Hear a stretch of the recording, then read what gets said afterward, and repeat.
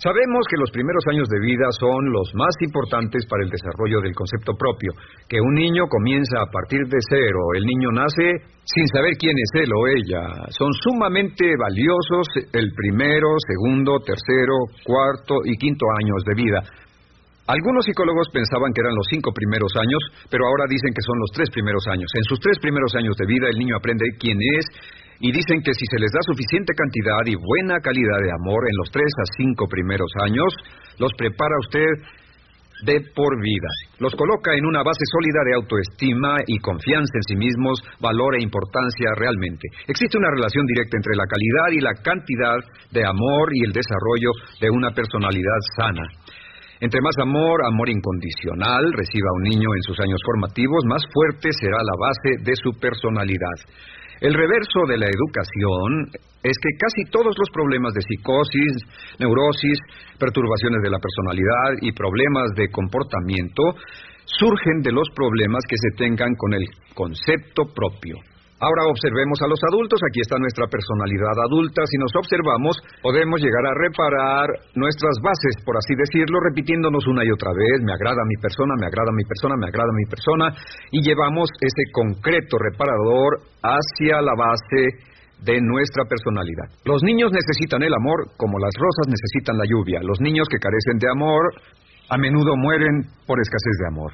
Es una enfermedad llamada marisma. Ahora, ¿qué más sabemos sobre los niños? Sabemos que los niños llegan al mundo con 2 atributos notables. El primero es que no sienten temor. Los niños nacen sin temores. No temen a nada excepto a caerse y a los ruidos fuertes. Y esto se expresa en sus actitudes: yo puedo. Los niños llegan al mundo pensando que pueden hacer cualquier cosa, y quien haya criado a un niño hasta la edad de 3, 4 o 5 años sabe que debe pasar esos primeros años evitando que se maten, porque son como pilotos japoneses, porque no le tienen miedo a nada. Su segundo atributo es que llegan al mundo totalmente espontáneos. Dicen lo que quieren, hacen lo que quieren, son totalmente desinhibidos.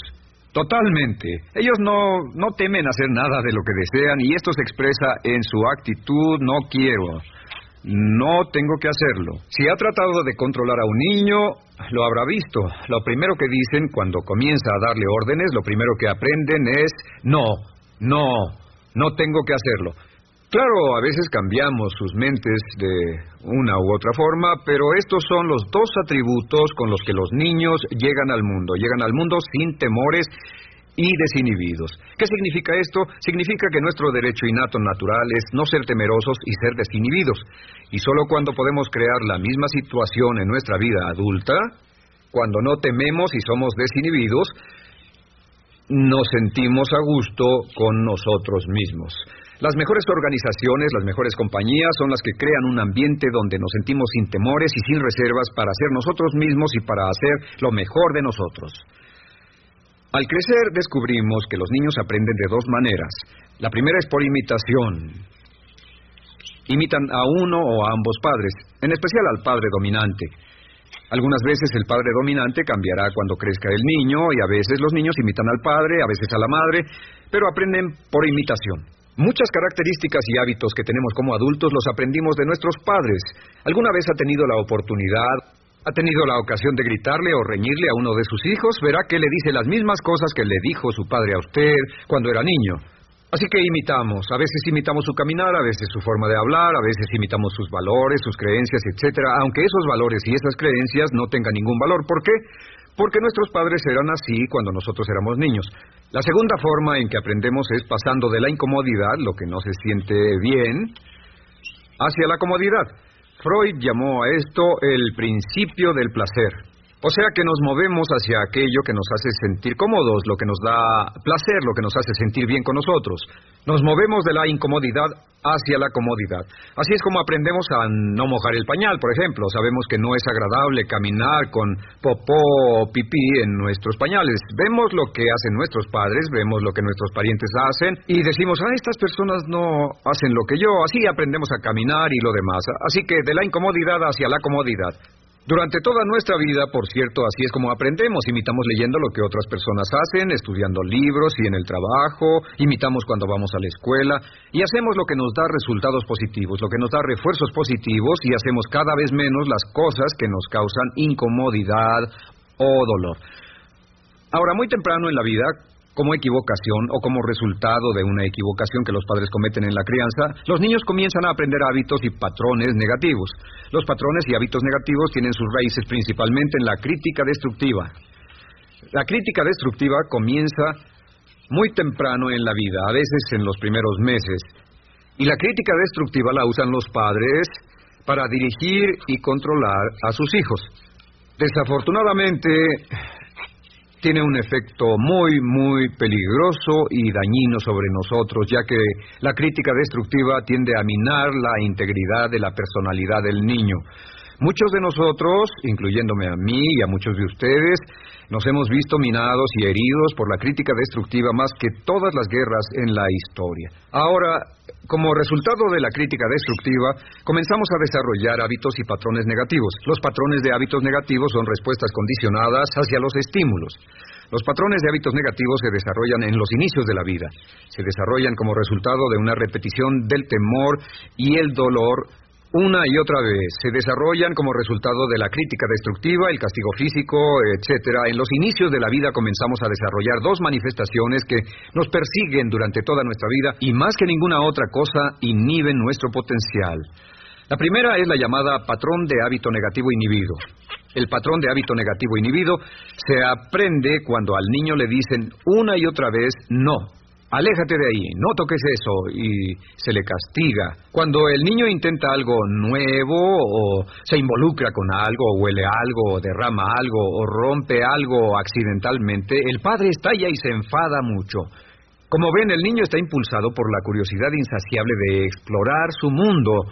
Y lo que pasa es que cuando lo explora o se interesa y echa a perder algo, si el padre reacciona golpeando al niño, el niño comienza a pensar cada vez que intento algo nuevo, cada vez que intento algo diferente, cada vez que voy más allá de mis límites, cada vez que me salgo de mi zona de comodidad, cada vez que no juego sanamente, me golpean, me castigan, me lastiman, me envían a mi alcoba y me siento mal. Y muy pronto el niño desarrolla el sentimiento de no puedo, no puedo. No puedo. Cada vez que trato algo diferente, me castigan. No puedo, no puedo, no puedo. Es como la respuesta de Pavlov. Pavlov sonaba la campana y le daba de comer a un perro, y el perro salivaba, y Pavlov alimentaba al perro. Mientras sonaba la campana, el perro salivaba y siguió haciendo eso, y después Pavlov solo sonaba la campana y el perro salivaba. Lo que pasa en la vida adulta es que esto crea lo que llamamos temor al fracaso. El temor al fracaso es una respuesta condicionada a un proceso de crítica destructiva que ocurre en los primeros 5 o 6 años de la vida. El temor al fracaso automáticamente nos activa, nos sentimos ansiosos, tensos, intranquilos, sentimos presiones y estrés en nuestro plexo solar, sentimos ganas de retirarnos del evento, y el temor al fracaso es la razón principal por los fracasos en la vida adulta. Es la razón principal por la que evitamos cumplir plenamente nuestro potencial. De hecho, todos los patrones de hábitos negativos se experimentan en el cuerpo físico.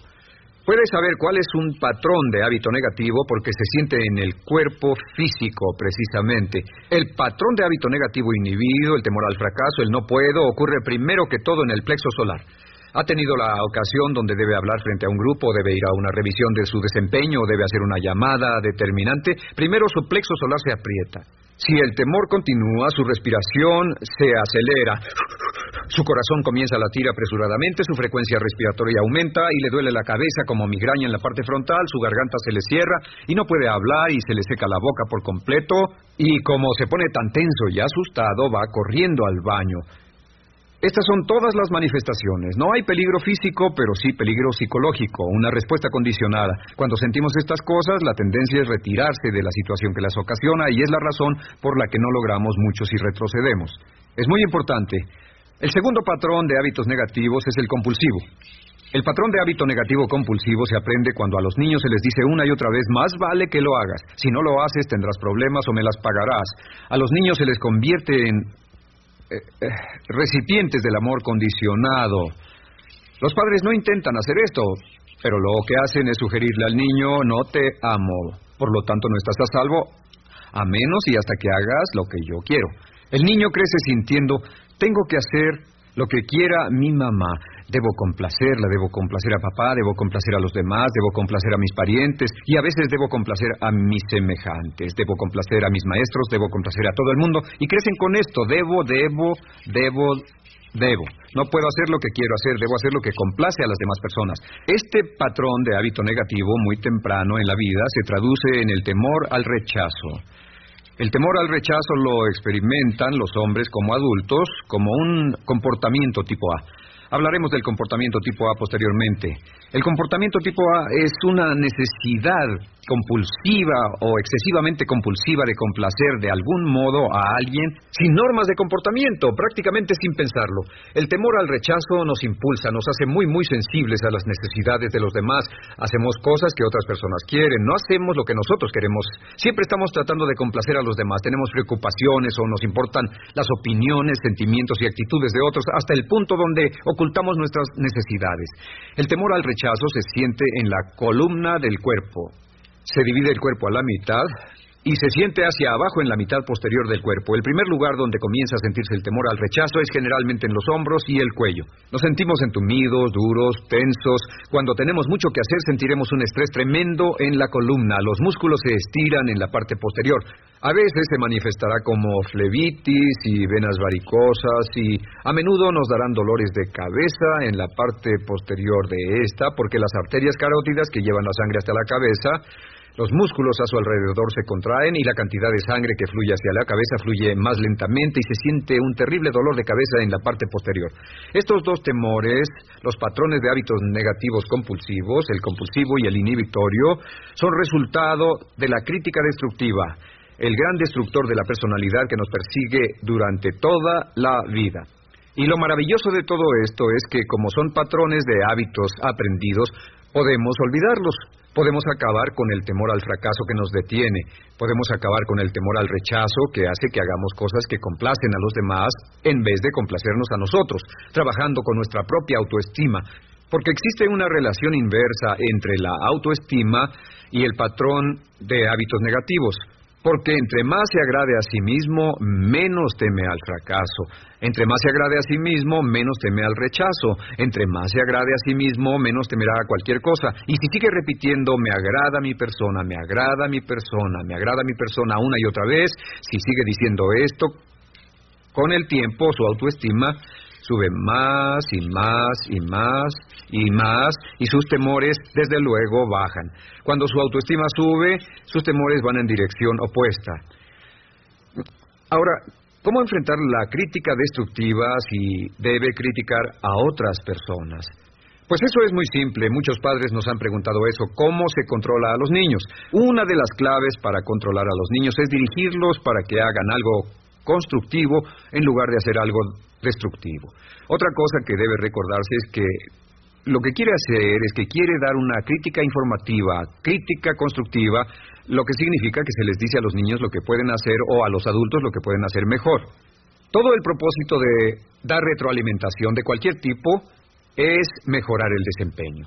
Si es padre, o si es jefe, o si es una persona en una relación, si una persona está haciendo algo malo o inadecuado, todo el propósito de darles cualquier tipo de retroalimentación es para que puedan hacerlo mejor. Sin embargo, existe una relación directa entre la autoestima y la crítica destructiva. Cada vez que se critica a una persona, su autoestima baja.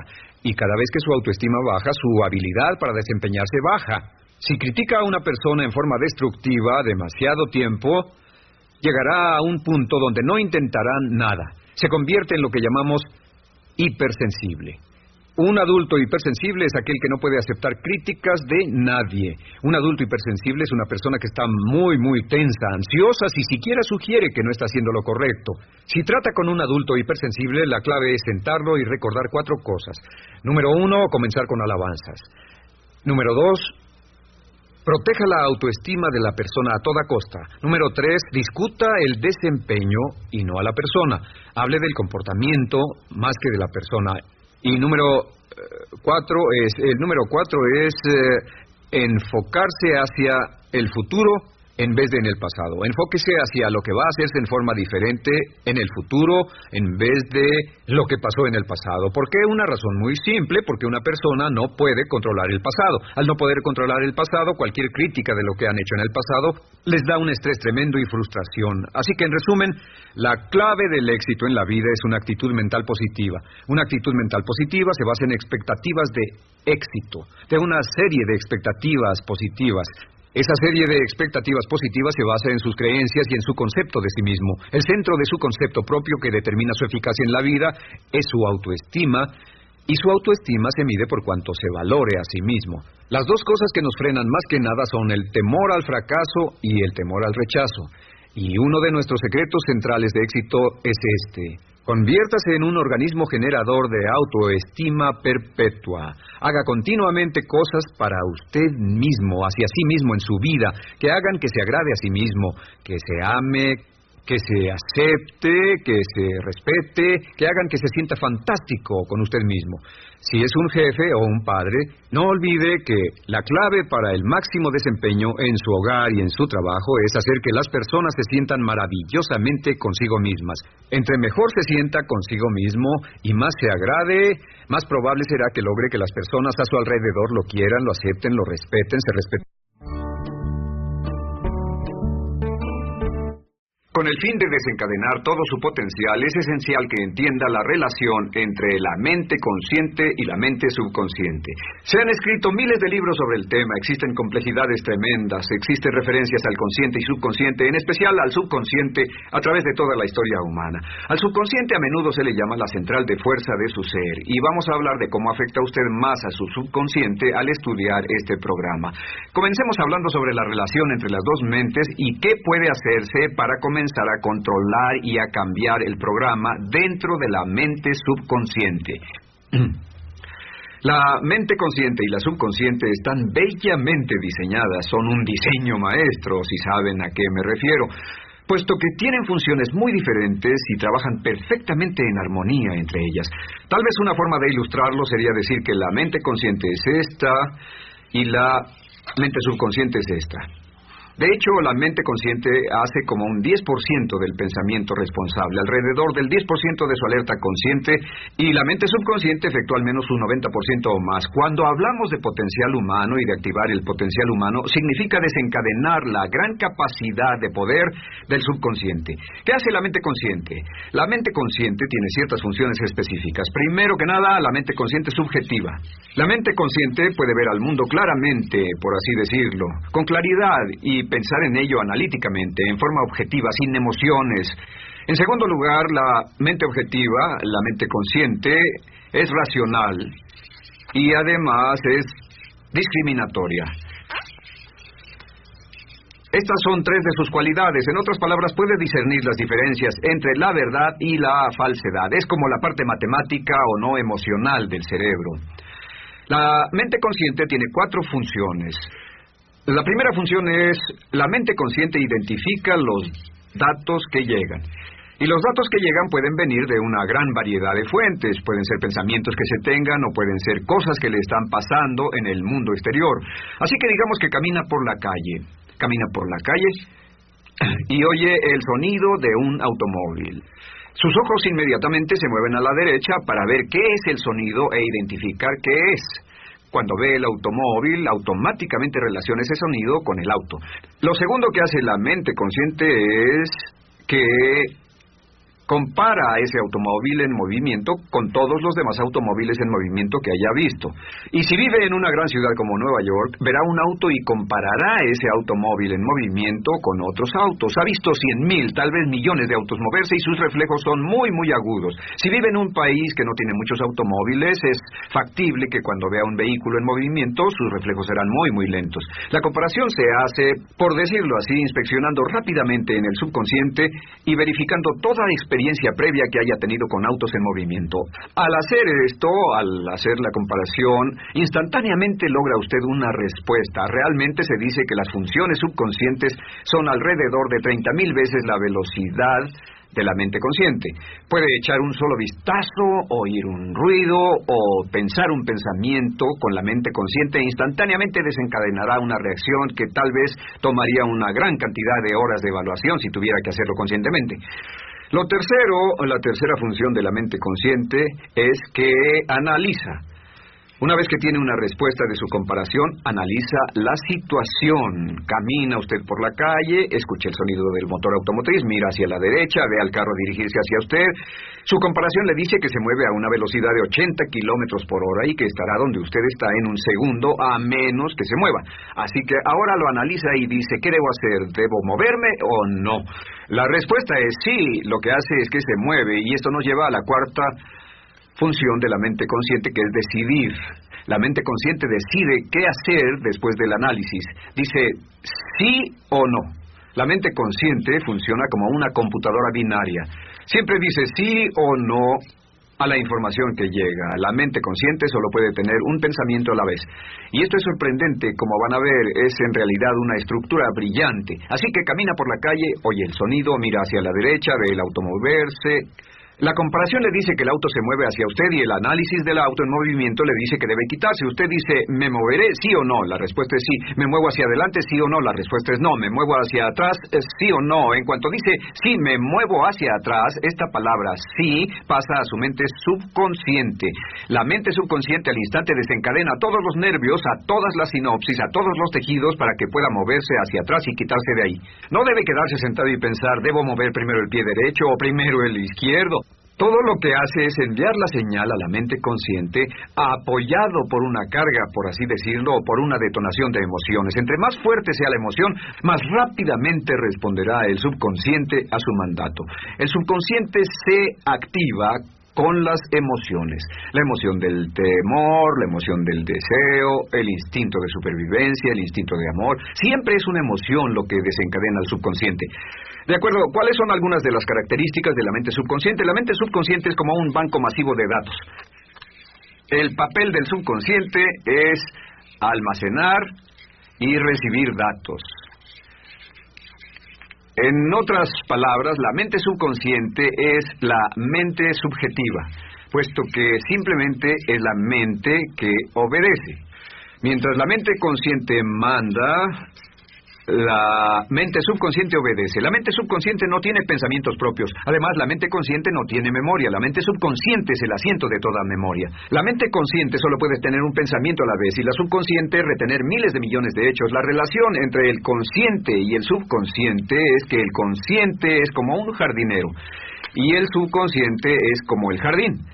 Las semillas que plante en su mente subconsciente, la mente consciente va a trabajar para cultivarlas. En la mente subconsciente tiene toda una serie de programas diferentes. El concepto propio, que contiene toda la información, todos los temas que le son importantes y todas las experiencias y respuestas previas a esas situaciones, para que si tiene una nueva situación similar, uno de los papeles del subconsciente es mantener su comportamiento consistente con su comportamiento previo. Así que si siempre ha tenido miedo de una situación y ve esa situación, instantáneamente temerá sin pensarlo. En una situación en la que no sabe nada sobre la tendencia natural, usted no temerá ni dejará de temer porque no sabe suficiente hasta que haya formado un banco de experiencias. Esto nos lleva a las 3 leyes críticas.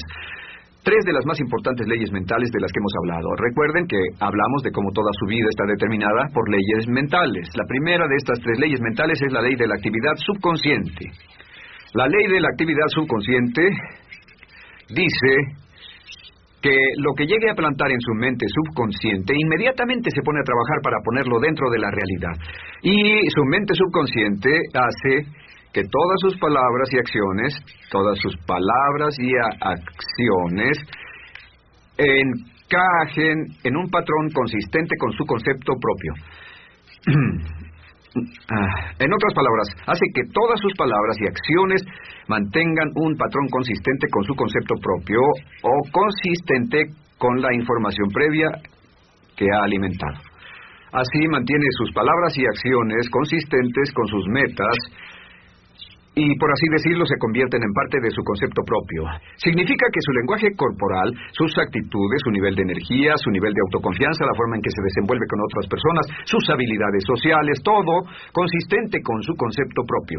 El subconsciente, simplemente sin pensar en ello, hace que todo esté consistente con eso, y cuando se siente bien, su concepto propio es positivo, tiene un resorte en sus pasos, su lenguaje corporal tiene confianza, valor, es extrovertido, etcétera.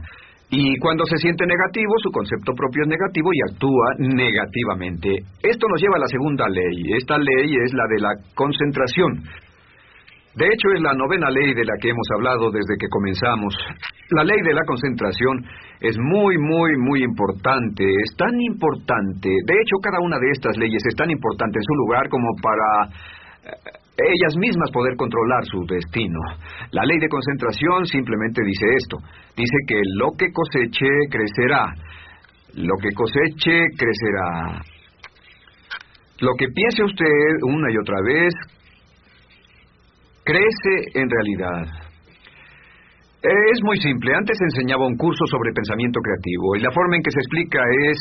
Imagine que esta es la capacidad total que se tiene... Y cuando envía un pensamiento hacia acá, ocupa un cierto espacio. Y todo el resto de capacidad mental este es su pensamiento, se usa para pensar en todas las demás cosas que hay en la mente. Pero entre más piense desde el consciente hacia el subconsciente, más su capacidad mental estará comprometida a pensar sobre esta idea. Hasta que llegue a un punto en el que esta idea llegue a ser tan consistente que ya no piense en otra cosa.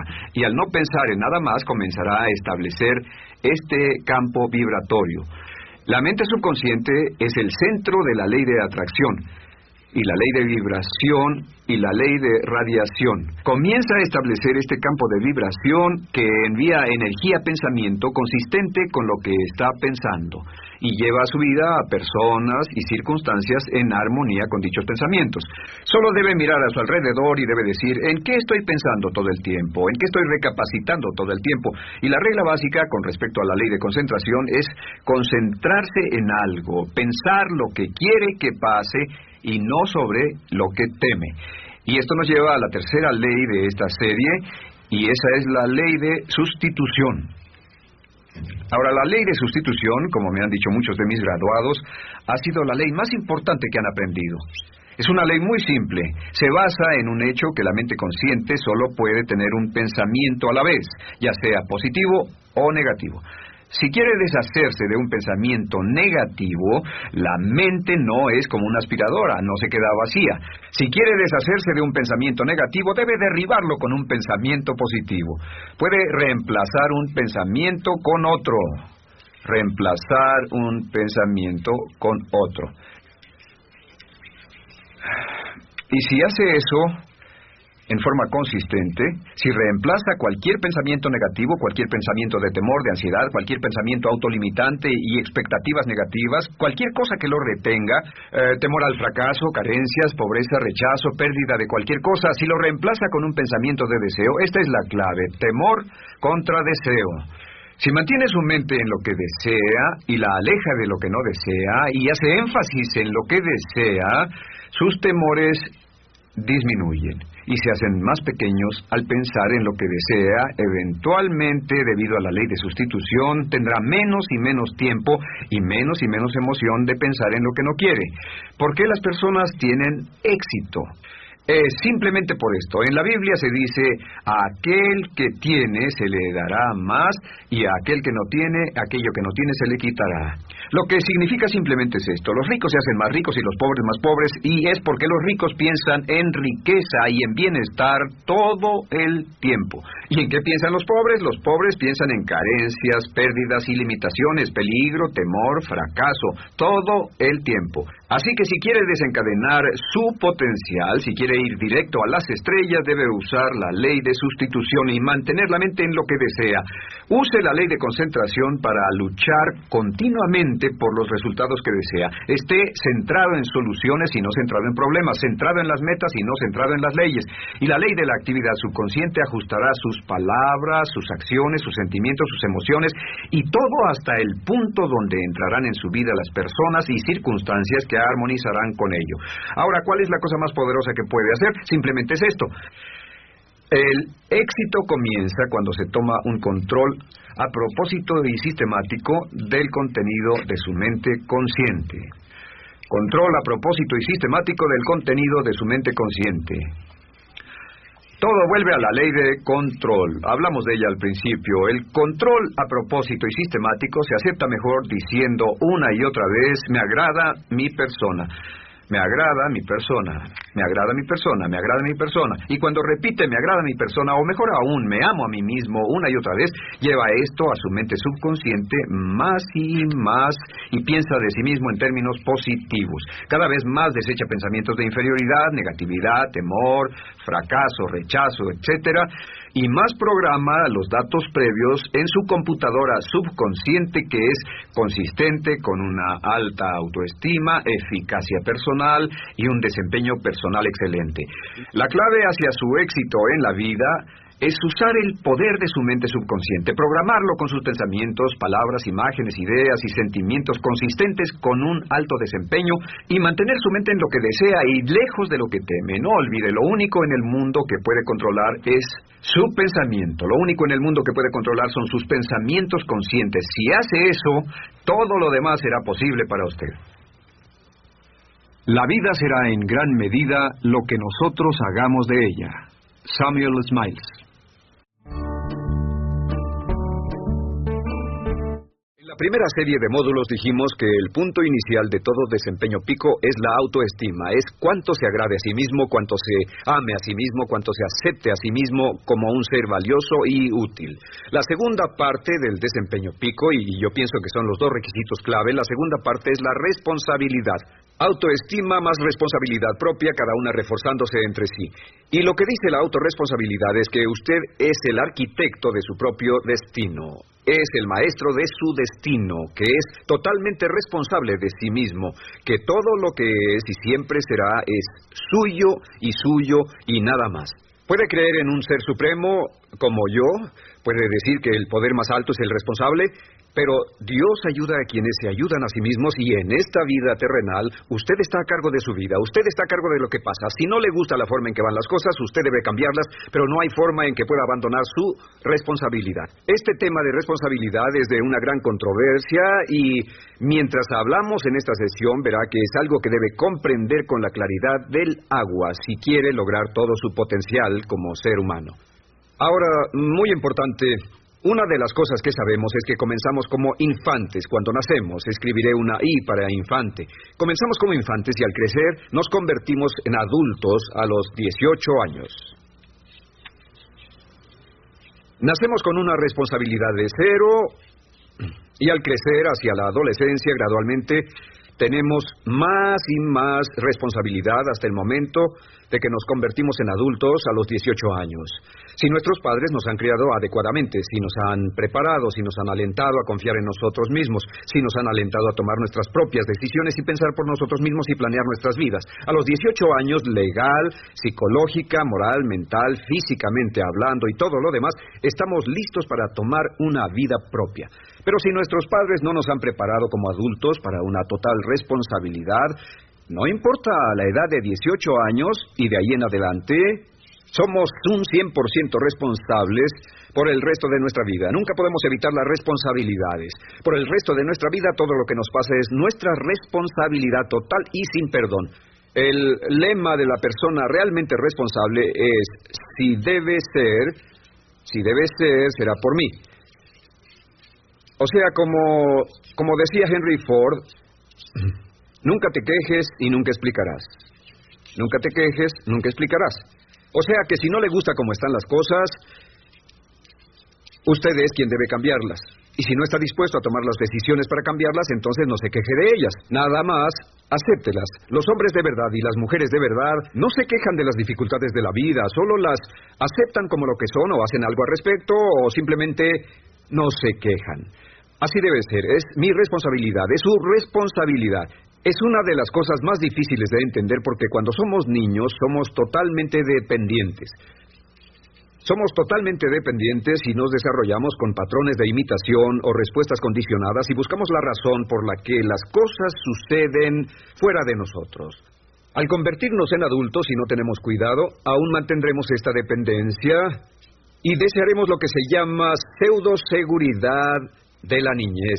Esa época de la niñez cuando alguien se ocupó de nosotros, esa época de la niñez en que nos alimentaban, nos vestían, se ocupaban de nuestra casa, de nuestra escuela y todo lo demás. No teníamos que preocuparnos por nada porque ellos se ocupaban. Al crecer vamos a la escuela y las personas de la escuela se ocupan de las cosas y si no tenemos cuidado llegamos al mundo laboral y también serán ellos. Siempre es alguien más fuera de nosotros mismos quien es el responsable de nosotros. Algo de lo que hablaré después es la idea del autodesarrollo. La mayoría de las personas, como se han educado en el sistema de escuelas públicas, ya adultos piensan que es responsabilidad de la escuela continuar con su educación, y si nadie les ayuda a continuar con ella, simplemente no lo hacen. Hay otro punto, y es la diferencia entre la madurez y la inmadurez. Este es un ejemplo muy simple. Imaginen que este es el transcurso de su vida desde la infancia hasta la adolescencia. Todo el mundo llega a esta etapa tarde o temprano, y cuando llegan a este acantilado, a este gran cañón, este es el lado de la inmadurez, es el lado de la niñez. Es el lado en el que dependemos de otros y buscamos en los demás nuestras respuestas y nuestras soluciones. Buscamos fuera de nosotros mismos. En este punto llegamos a la orilla del cañón. En la orilla de este cañón buscamos en la tierra de la madurez, la tierra de la adolescencia, y cada uno de nosotros debe tomar una decisión para brincar, dar un gran salto de ser un niño a ser un adulto. A veces esto es obligado y a veces pasa de una forma evolutiva, pero tarde o temprano debemos tomar la decisión para aceptar el hecho de que estamos a cargo de nuestra vida, somos los arquitectos de nuestro destino, y después seguir adelante. ¿Qué hacen muchas personas? Desafortunadamente lo que hace la mayoría es que se estancan en este punto. Se funden en un matrimonio donde alguien más se encarga de ellos, aceptan trabajos donde esperan que sus jefes se ocupen de ellos, etcétera, o simplemente evitan la responsabilidad buscando la causa de todo lo que pasa en su vida en otras personas y en otras circunstancias. Es su estructura, su salud, la forma en que los trataron sus padres, etcétera. Ellos no son responsables. Por otra parte, a veces deciden tomar cierta responsabilidad, pero no demasiada, que equivale a tratar de brincar por el cañón en 2 brincos. ¿Y dónde acaba la gran mayoría de las personas? Desafortunadamente es en el valle de las excusas. La gran mayoría de las personas pasa su vida en el valle de las excusas, poniendo pretextos en vez de lograr progresos. Dicen que existe la enfermedad de las excusas, o sea, el hábito de poner excusa tras excusa por cada una de nuestras fallas e ineptitudes. Es fatal para el éxito. El hábito de dar excusas es fatal para el éxito. Y la pregunta que debe formularse cuando hablamos de responsabilidades, ¿qué excusas uso para no moverme hacia adelante? Hay una historia muy famosa acerca de Tolstoy. Tolstoy y sus hermanos jugaban un juego muy curioso. Se trataba de que en el jardín estaba una caja y en esa caja estaba la respuesta a todos los enigmas de la vida, y podría encontrar la caja debajo de cierto arbusto mientras no pensara en un gran conejo blanco. Mientras no pensara en ese gran conejo blanco, ni siquiera lo tuviera en la imaginación, podría encontrar la respuesta a todos los misterios de la vida.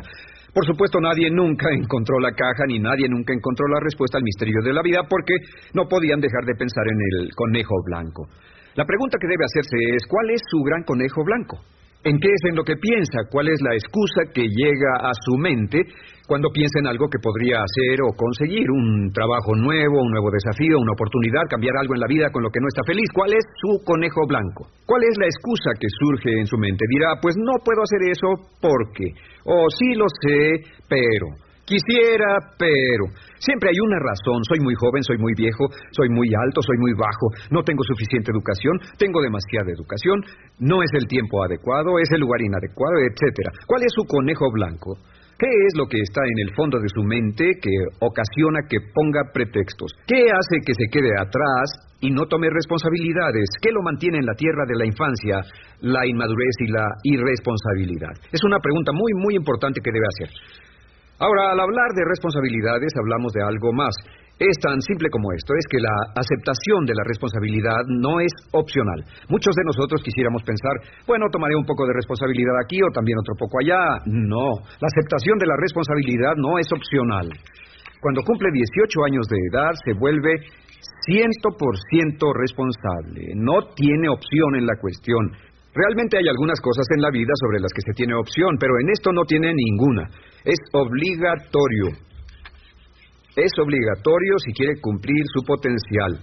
Si quiere convertirse en todo en lo que puede convertirse, debe aceptar la responsabilidad total de las circunstancias, de los cambios, de tomar las decisiones difíciles que sean necesarias. Si tomamos la palabra responsabilidad, sabemos que podemos dividirla en dos palabras, respons y habilidad. Y una de las cosas que he aprendido al estudiar historia es que toda la vida es una serie de retos, dificultades, problemas, obstáculos, desafíos que enfrentar. Y la diferencia entre los ganadores y los perdedores no es la diferencia en los problemas, porque todo el mundo tiene problemas. Y la mayoría, muchas personas, tienen más y mayores problemas de los que usted y yo hayamos soñado. La diferencia en la vida, la diferencia entre los ganadores y los perdedores es la respuesta a los problemas. Hace muchos años, un hombre llamado Oswald Spengler escribió un libro en el que hablaba de lo que llamamos la teoría del desafío-respuesta. La teoría del desafío-respuesta simplemente es que las civilizaciones crecen y se deterioran al grado en que enfrentan los desafíos en forma efectiva y responden igual. Una sociedad pequeña comienza pequeña y casi invariablemente se verá desafiada por un enemigo externo o la naturaleza o el clima o algo así. Si la sociedad responde de una forma positiva y constructiva al desafío, la sociedad crece. Al crecer desencadena más desafíos, dificultades, y si responde a ellas de manera eficaz, crece un poco más. Oswald Spengler estudió a los 21 grandes imperios de la civilización humana y descubrió que cada uno de ellos seguía este ciclo. Mientras la civilización seguía creciendo con los desafíos, se hacía cada vez más fuerte. La razón por la que esta analogía es tan importante es que nosotros, como seres humanos, somos exactamente iguales. Nosotros también crecemos al grado en que respondamos con eficacia, al grado en que aceptemos los desafíos que la vida nos depara, sin poner pretextos. Cuando vemos a los grandes hombres y mujeres de la historia como Albert Schweitzer, Winston Churchill, George Washington, Abraham Lincoln o Franklin Delano Roosevelt, los vemos y descubrimos que son las personas que enfrentaron los desafíos de su época. Si desea usted ser capaz de enfrentar los grandes desafíos, lo que debe hacer es comenzar en una base cotidiana a enfrentar pequeños desafíos. Significa que sin importar lo que pase, acepta el desafío, acepta la responsabilidad, rechaza las excusas y sigue usted adelante. Ahora, hay tres áreas en la vida moderna, de las que debe estar muy consciente. La primera es el área política. Si mira alrededor, verá que hay muchas cosas que impulsa el gobierno. El gobierno es responsable y lo hacen responsable. Lo que las personas quieren es que el gobierno sea sus padres. Quieren que el gobierno los proteja, que se ocupe de ellos. Entre más vote por los políticos para que hagan las cosas, más control les otorga usted. Entienda, nunca puede evitar su responsabilidad, solo puede evitar el control. ¿Cómo otorga el control? Les da el control cuando vota por ellos para que gasten el dinero, regulen más su empresa, les dé más de sus ingresos, etc. La segunda área, déjenme terminar esto, el deseo del estatismo, el colectivismo, el socialismo. El gobierno grande está de algún modo haciendo que el gobierno sea responsable de los desafíos de nuestras vidas. Ahora, la segunda área donde esto prevalece es en el sistema de justicia.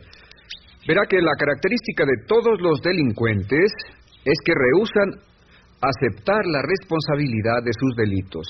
Siempre fue alguien más o algo más, siempre fue su niñez, su historia previa o el otro sujeto. La única forma en que esta situación cambia es cuando aceptan la responsabilidad de los delitos que han cometido y dicen, yo hice esto, nadie me obligó a hacerlo, soy responsable, y dejan de volver a la cárcel. La tercera área es la medicina.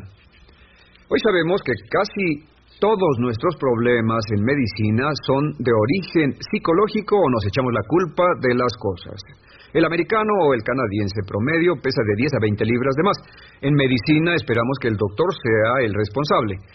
Solo imaginen lo que tomaríamos, qué cuidado tendríamos con nosotros mismos si estuviéramos en una isla desierta de por vida sin doctores, ni enfermeras, ni hospitales, ni medicina. Nadie en quien apoyarnos. Es un punto muy, muy importante. En nuestra sociedad vamos a notar esta demanda, esta petición. No soy responsable, que alguien más sea responsable. Pero esta es la clave. Recuerden, siempre son libres de escoger. Son libres de escoger sus respuestas. Son libres para escoger la cualidad de su vida emocional. Saben que van a decidir cómo van a sentirse dependiendo de cómo respondan. Deciden cuándo enfadarse, cuándo estar felices, infelices, deciden cuál va a ser su actitud cuando se levanten en la mañana, deciden la calidad de su vida física. Son los únicos que deciden lo que van a comer, lo que beben, lo que no comen ni beben. Ustedes determinan la calidad de su vida financiera. Ustedes son quienes determinan la calidad y cantidad de trabajo con el que contribuyen y en cada caso son libres de escoger lo que deseen. Si quieren que las cosas sean diferentes, el punto de partida es aceptar responsabilidad total y sin calificación por su vida. Descubrí el concepto global de la responsabilidad cuando tenía 21 años. Vivía en un departamento, trabajaba en algo relacionado con la construcción a 35 grados bajo cero, no tenía auto, no tenía dinero en el banco, mis ropas eran viejas, solo terminé la preparatoria y me vi a mí mismo ese frío invierno en ese pequeño departamento sin ningún futuro y sin mucho pasado, y me dije, si quiero que esto cambie, solo está en mí mismo. Entonces fue cuando me asusté.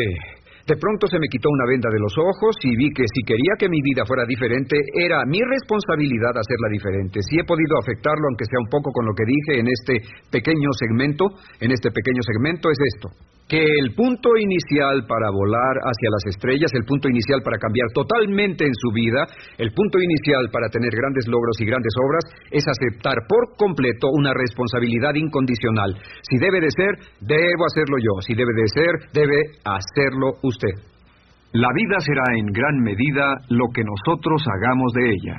Samuel Smiles.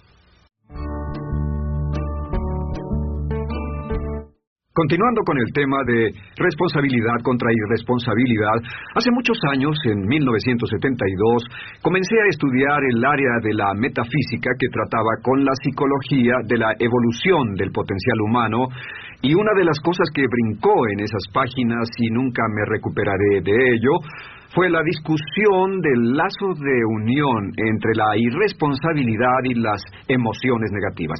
Y el hecho de que las emociones negativas son las que bloquean las emociones o desvanecen las emociones de su vida y mi vida. Todo el propósito de la vida, por así decirlo, es lograr niveles más altos de paz mental, felicidad, contento, etc. Debemos sentarnos a pensar y decir qué nos detiene, qué nos bloquea o qué se interpone para que realmente disfrutemos de la vida, e invariablemente serán las emociones negativas de cualquier tipo. No estoy hablando de las emociones negativas que experimentamos cuando muere un ser querido o algo semejante. Estoy hablando de las emociones negativas que experimentamos en forma cotidiana y que nos roban la paz mental, que nos roban la salud y la energía, que afectan nuestras relaciones amorosas, que se interponen en nuestra independencia financiera o nos roban un sentimiento de logro, etc. En esta sesión hablaremos de la eliminación de las emociones negativas y quiero que volvamos a la discusión sobre la responsabilidad.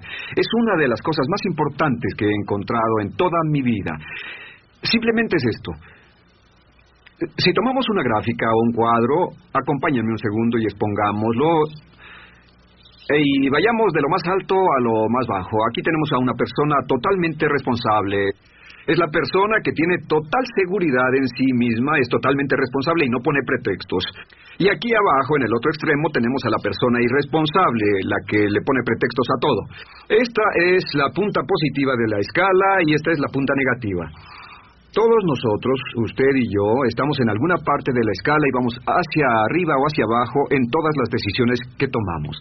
Hemos encontrado, y esto es lo que me impactó, como ya le dije antes, que existe una relación de uno a uno entre lo que se siente estar en control de su vida y lo positivo y feliz que se esté. Bueno, hay una relación de uno a uno en la cantidad de responsabilidad que se acepta y la cantidad de control que se experimenta en la vida. Y hay una relación de uno a uno entre la cantidad de responsabilidad y control que se acepte y la cantidad de libertad que uno siente que tiene. La libertad es el requisito indispensable para la felicidad. El éxito real, la verdadera felicidad en la vida, significa ser libre para vivir la vida a su manera, como usted lo decida, sin que nadie tenga que decirle qué hacer. Vivir su vida como un ave, libre como un ave para hacer lo que quiera. Existe una relación directa entre responsabilidad, control y libertad. Existe una relación directa entre estas tres emociones positivas. Las emociones positivas son las grandes emociones. Las emociones positivas son aquellas de felicidad, amor y gozo y vitalidad, energía, exuberancia, entusiasmo, etc. Sin embargo, en la otra punta tenemos la actitud de irresponsabilidad. ¿Y a qué nos lleva eso? Esto es lo que me impactó tanto cuando lo supe por primera vez. Nos lleva a la falta de control. Falta de control. A tal grado que la irresponsabilidad nos hace perder el control y nuestro yo interno se desintegra y se fragmenta, y también lleva a una falta de libertad, porque ya no podemos vernos a nosotros mismos como agentes libres, escogiendo la dirección de nuestras vidas. Nos vemos como marionetas, como víctimas, por así decirlo, de fuerzas externas, y una falta de control y libertad que lleva a emociones negativas. Cuando comencé a tratar de entender esto, pensé, bueno, sí, pero ¿qué me dicen de mis padres? ¿Qué me dicen de mi niñez? ¿Qué me dicen de mi condición? Yo no tenía un trabajo muy bueno y mis amigos, yo tenía amigos miserables. ¿Qué hay con mi salud y qué hay con el clima y con la economía? Cuando comencé a darme cuenta de esto, supe que todo eso puede hacerse a un lado. Y su meta más clara, su logro más alto, son las emociones positivas de felicidad, gozo, libertad y entusiasmo. Después, debe dejar de poner pretextos. Ahora, Carl Menninger, el gran psicoanalista, dijo algo muy interesante hace años. Dijo, todos los males físicos son diferentes, causados por diferentes bacterias, diferentes virus, etc. Y dijo, pero la enfermedad mental es la misma enfermedad, simplemente se difunde en un espectro de lo menor a lo mayor. Y Thomas Sayce, el psiquiatra, en su libro El mito de la enfermedad mental, dijo, no existe tal cosa como la enfermedad mental, solamente son grados diversos de irresponsabilidad. Así que cuando decimos que una persona irresponsable no solo es negativa, queremos decir que también está enferma mentalmente. Una persona totalmente responsable está mentalmente sana. ¿Cómo nos afecta eso? Bueno, yo sé que quiere avanzar lo más que pueda o no se esforzaría en tomar un curso como este. Existe una relación directa entre la cantidad de responsabilidad que se acepta para los resultados de su organización y la cantidad de poder, influencia, posición y estatus que se tendrá en el trabajo, ahora y en el futuro. Hasta arriba de la gráfica de responsabilidad se tendrán personas que acepten una responsabilidad total y el poder y la oportunidad vayan hacia ellos. En la otra punta no tenemos poder ni falta de él, hasta que se llegue al ejemplo extremo de una persona que es totalmente irresponsable, completamente fuera de control, a la que se le tiene que poner una camisa de fuerza y encerrar en un cuarto acolchonado por su seguridad y la seguridad de los demás, totalmente sin fuerza, sin control ni libertad, y cada vez que tomamos la decisión de ser responsables de nosotros mismos, subimos en esta gráfica. Cada vez que tomamos la decisión de poner pretextos, bajamos en la gráfica. Llevémoslo un poco más lejos y hablemos sobre la relación entre las emociones negativas y la irresponsabilidad, para que lo tenga bien claro. Un ejemplo perfecto es este. Imaginen que este es un árbol. Bien, este es el árbol, estas son las ramas. Se llama el árbol de las emociones negativas. ¿Está claro? En el árbol de las emociones negativas crecen las emociones predominantemente negativas, el temor, la duda. Muchas personas consideran que la duda de sí mismo es la emoción negativa más destructiva de todas, la que nos frena más de lo que imaginamos. Y también el odio es una emoción negativa. Aquí está la envidia, el resentimiento y también, por supuesto, la hermana del resentimiento, la culpa. Todas estas son grandes emociones negativas. Han ido a la cabeza por años. Hay como 54 emociones negativas. Pero estas son las principales. Y toma estas emociones negativas y las junta todas y puede incluir su favorita. Por cierto, todo el mundo tiene su propia emoción negativa favorita. Los celos podrían ser la suya. La autocompasión es muy fuerte dentro de la lista. Si las hierve, descubrirá que finalmente todas las emociones negativas llevan a la rabia. Ya sea expresado internamente, que es cuando se enferma, o externamente, cuando hace que se enfermen los demás. Y este árbol de emociones negativas, bueno, solo veamos su estructura. El árbol negativo tiene un sistema de raíces. Y de ese sistema de raíces es de donde vienen los nutrientes que mantienen creciendo a las emociones negativas y logran que la fruta de las emociones negativas siga creciendo. Si vemos el sistema de raíces, decimos, ¿cuáles son los nutrientes que mantiene vivas a las emociones negativas? ¿Cuál es el fertilizante? ¿Qué debe echarse al fuego o conservarse? Y encontramos que existen dos cosas esenciales que mantienen vivas esas emociones. La primera es la justificación. La justificación es decirse a sí mismo o a alguien más que lo escuche por qué está justificado al tener esta emoción. Y la otra es lo que llamamos identificación. La identificación significa tomar las cosas personalmente. Por eso sugieren que la persona que actúa como su propio abogado tiene un tonto por cliente. Y la persona que actúa como su propio doctor también tiene un tonto por paciente. Nos identificamos en forma tan personal con nuestra propia situación, y usted también, lo tomamos en forma tan personal, que nos involucramos y nos implicamos emocionalmente. Así que hemos visto que no es posible que usted sea negativo sobre algo por mucho tiempo, a menos que pueda justificar y tener una razón para ello y explicárselo a otras personas, o a no ser que pueda identificarse y tomarlo en forma personal. Por ejemplo, si alguien llega del estacionamiento y dice que acaba de chocar contra otro coche ahí, usted no se preocupa, porque no se identifica con él. Y si dicen que chocaron en el estacionamiento con un coche que es su coche y la persona huyó, ahora sí puede estar muy molesto. Sin embargo, no olvide esto, que siempre escogemos las respuestas. Volveré a esto en un segundo. ¿Cómo se deshace de la justificación? ¿Cómo acabamos con el sistema de raíz del árbol de las emociones negativas? La forma en que nos deshacemos de las emociones negativas es no juzgando.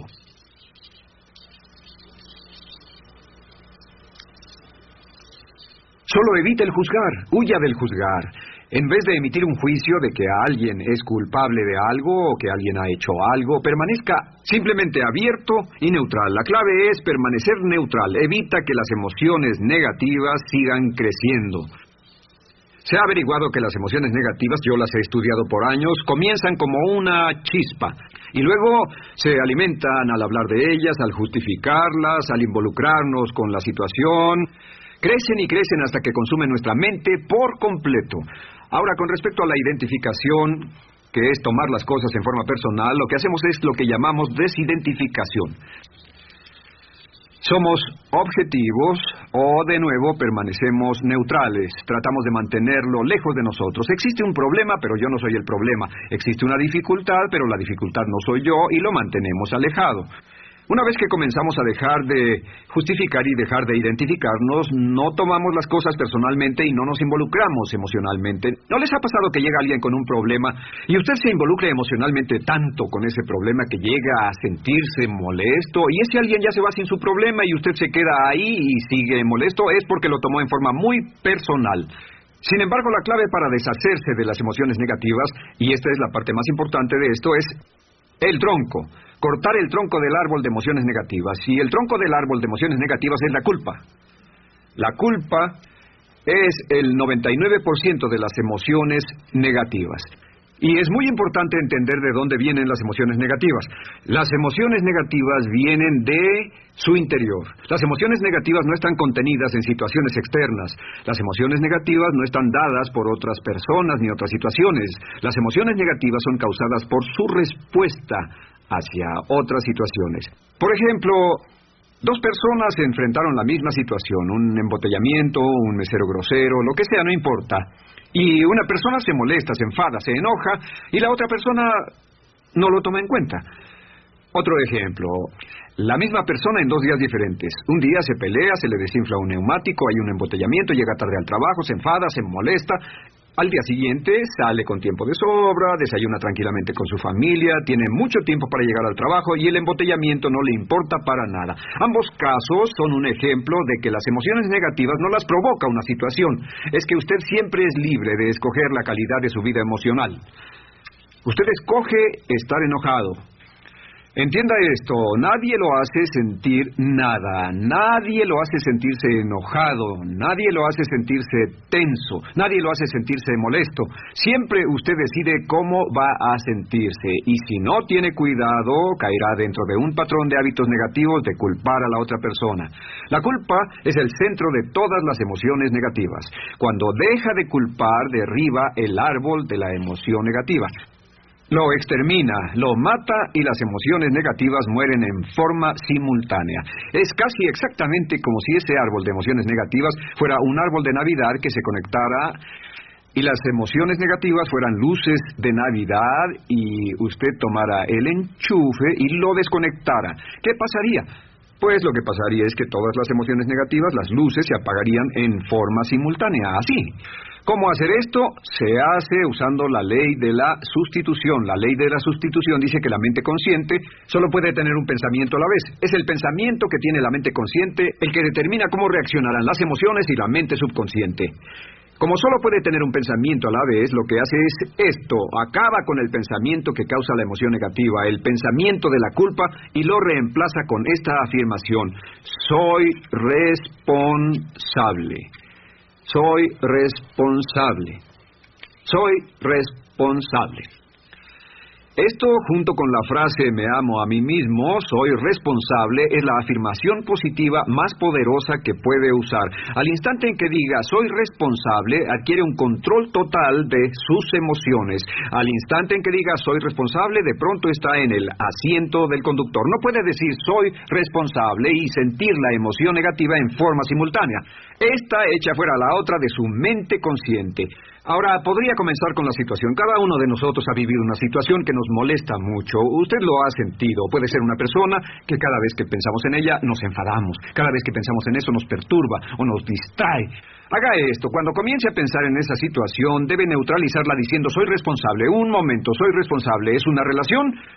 ¿Quién lo llevó a esa relación? ¿Alguien le puso un puñal en el pecho o la provocó por sí mismo? ¿Es un trabajo? ¿Es una inversión? ¿Es un problema de salud de alguna especie? En todos los casos, acepte la responsabilidad. Y existe una gran diferencia entre aceptar responsabilidad, déjenme escribir esto, responsabilidad contra culpa.